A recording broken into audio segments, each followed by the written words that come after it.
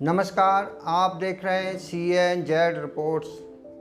आज का वीडियो बहुत महत्वपूर्ण उन देश के शिक्षकों के लिए, उत्तर प्रदेश के शिक्षकों के लिए जो 2010 से पूर्व नियुक्त हैं और टीटी पास नहीं है। उनके लिए क्या नोटिस केंद्र सरकार से या सुप्रीम कोर्ट से राज्यों को दिया है और क्या सुप्रीम कोर्ट में रिव्यू दाखिल हुई थी, उसको जो रिव्यू पर सुनवाई के लिए सुप्रीम कोर्ट ने क्या कहा है।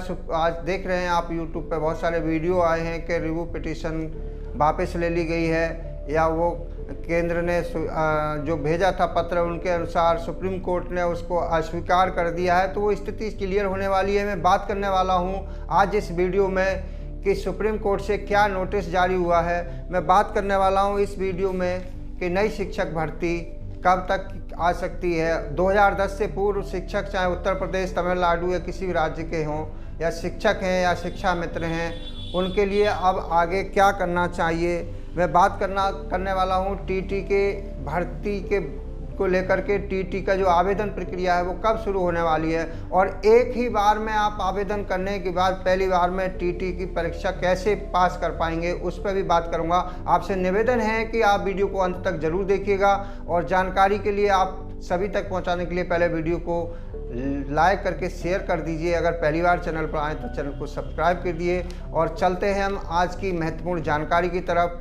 जैसा कि सभी शिक्षक 1/9/2025 के आदेश के बाद पूरे प्रदेश से लेके और पूरे देश के शिक्षकों में एक बहुत बड़ा, जो 2010 से पहले के नियुक्त हैं, बहुत बड़ी बेचैनी उनकी बढ़ चुकी है। तमाम तरह की खबरें आ रही कि नौकरी से बाहर कर दिए जाएंगे। सुप्रीम कोर्ट ने जो ऑर्डर दिया है, और सुप्रीम कोर्ट ने भी ऑर्डर ऐसे नहीं दिया है। सुप्रीम कोर्ट ने ऑर्डर दिया था केंद्र सरकार, एनसीटी और MHRD मंत्रालय के एक पत्र के आदेश के अनुसार, जो एनसीटी ने सुनवाई के दौरान एक एफिडेविट मानी सुप्रीम कोर्ट में लगाया था। उसके अकॉर्डिंग सुप्रीम कोर्ट ने शिक्षकों के लिए जो 5 साल से कम अवधि उनकी बची है उनके लिए टेट से मुक्त रखा और जो 5 साल से अधिक सेवा बची है उनके लिए 2 साल में टीटी अनिवार्य कर दिया गया है। तो उसको लेकर के सरकारों पर दबाव बनाया संगठनों ने, और उत्तर प्रदेश में विशेषकर संगठनों के द्वारा राज्य सरकार पर यह दबाव बनाया गया कि उत्तर प्रदेश की सरकार शिक्षकों के हित में सुप्रीम कोर्ट में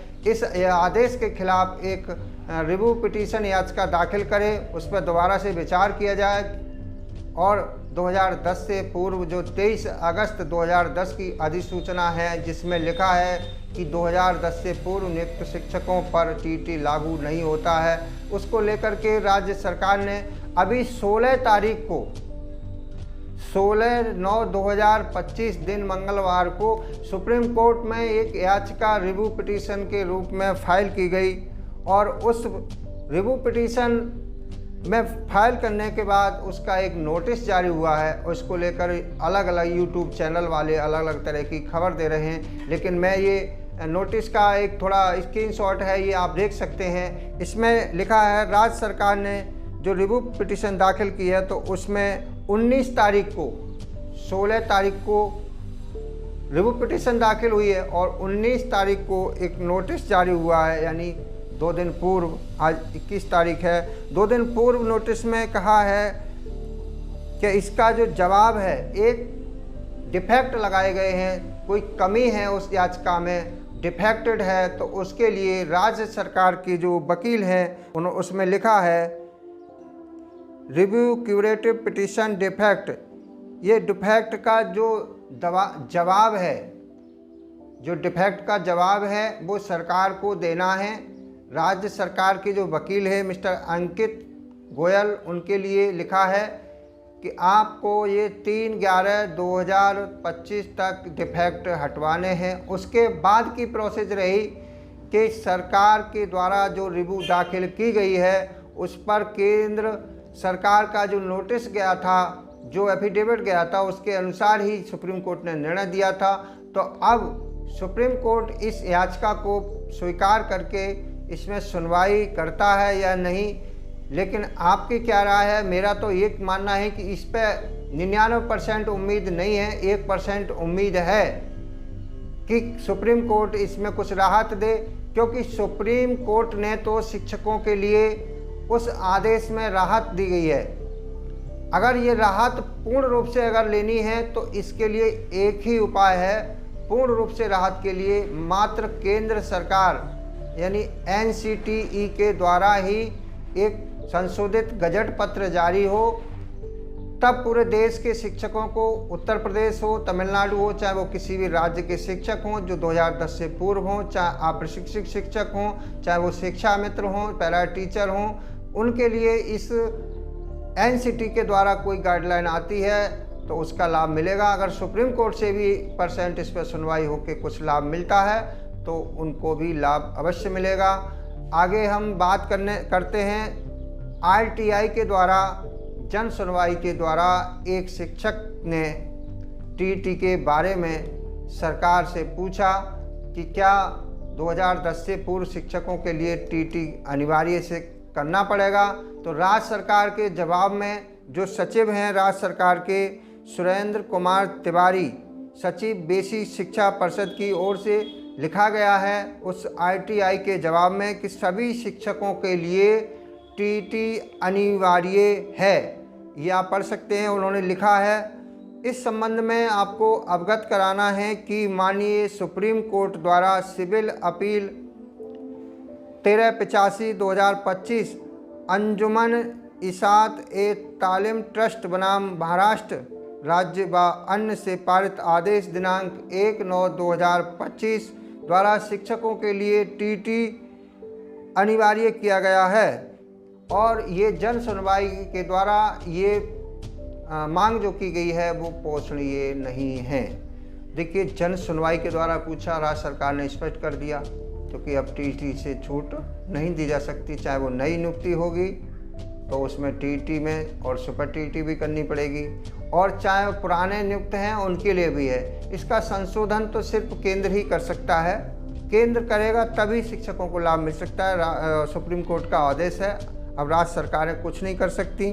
संगठन बेशक रिव्यू लेकर जाएं और सरकारें से मांग करें, जब तक सामूहिक रूप से केंद्र सरकार नहीं करेगी तब तक लाभ शिक्षकों को मिलने वाला नहीं है। अब हम बात करते हैं, बहुत महत्वपूर्ण मुद्दे पर आते हैं। चाहे आप उत्तर प्रदेश के शिक्षक हों जो आप TT पास नहीं है, चाहे उत्तर प्रदेश के शिक्षा मित्र हैं, हम एक आपको बहुत महत्वपूर्ण जानकारी दे रहे हैं कि उत्तर प्रदेश में आपको इसी अक्टूबर माह जो आने वाला है उसमें एक TT का विज्ञापन देखने को मिलेगा।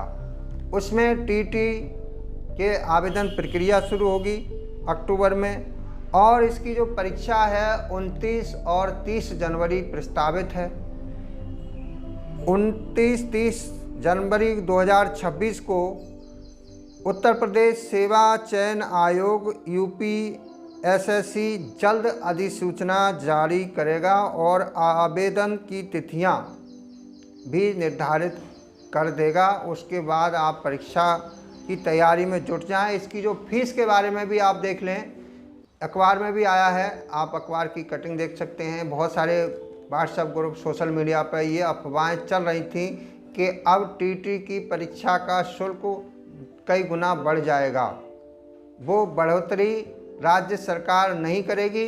राज्य सरकार में उत्तर प्रदेश के मुख्यमंत्री योगी आदित्यनाथ ने सेवा चयन आयोग को लिख करके पत्र द्वारा सूचित कर दिया गया है कि अब TT जो परीक्षा है पुराने पैटर्न के आधार पर उसी शुल्क पर होगी, नया शुल्क नहीं बढ़ाया जाएगा इसमें। इस पर ये जानकारी आपने ली। अब आपको बताया, परीक्षा में अगर आपको डर लग रहा है कि TT पास कैसे होगा तो उसके लिए हम अगले यानी कल के लिए एपिसोड 1 एपिसोड 2 करके हम हर सप्ताह एक TT पास करने का एक बहुत बड़ा ट्रिक आपको देने वाले हैं, क्योंकि हम खुद TT करे हैं, CTT पास हैं और जनरल कैटेगरी से पास किया है।